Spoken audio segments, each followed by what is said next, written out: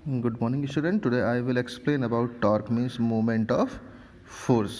अब moment of force को हम ग्रीक लैंग्वेज टाउ से डिनोट करते हैं। टाउ से ये ग्रीक लैंग्वेज होता है। जैसा आपने बहुत सारे ग्रीक लैंग्वेज पढ़े होंगे, आपने अल्फ़ा, बीटा, गामा, रो, थीटा, सिग्मा, डेल्टा वगैरह वगैरह बहुत सारे होते हैं। तो अब टॉर्क को हम टाउ से डिनोट करते हैं। होता क्या है, सपोज दैट कि हमारे पास एक कोई ऑब्जेक्ट है यानी बॉडी है, इसको हम किसी एक पॉइंट पे पाइवोट कर देते हैं यानी फिक्स कर देते हैं।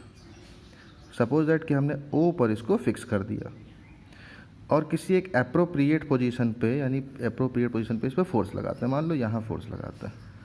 अब फोर्स हम इस डायरेक्शन में लगा रहे हैं। ये डायरेक्शन हो गया किसका? फोर्स का। तो ये फोर्स का जो डायरेक्शन हुआ इसको लाइन ऑफ एक्शन कहते हैं। क्या कहते हैं? लाइन ऑफ एक्शन कहते हैं। अब होता क्या है, इससे पॉइंट ओ से इसकी जो परपेंडिकुलर हम लेंथ ले लें। मान लें कि यहाँ पी तक इसकी क्या है? Perpendicular length. ये 90 डिग्री हो गया। तो अब टॉर्क क्या होता है? जो टॉर्क आपका होता है वो होता है ये एफ जो आपका होगा यानी फोर्स, और जो ये परपेंडिकुलर डिस्टेंस आई है लाइन ऑफ एक्शन की, इसका मल्टीप्लिकेशन होता है। ठीक है, इसी को हम मोमेंट ऑफ फोर्स कहते हैं। अब क्योंकि फोर्स आपका एक वेक्टर क्वांटिटी है, फोर्स क्या है?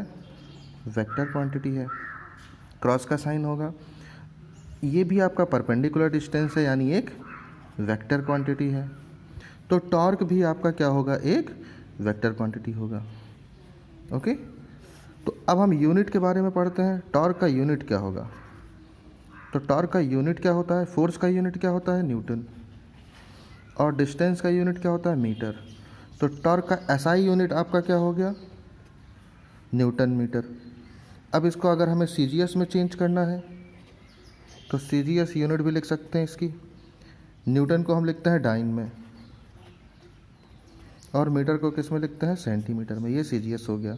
दोनों में रिलेशन क्या है? अगर हम 1 न्यूटन मीटर लिखें तो यहाँ आप देखेंगे कि न्यूटन को हम लिख सकते हैं, अगर डाइन में चेंज करते हैं तो आता है 10⁵ डाइन। यह आपने क्लास 9th में ही पढ़ा है।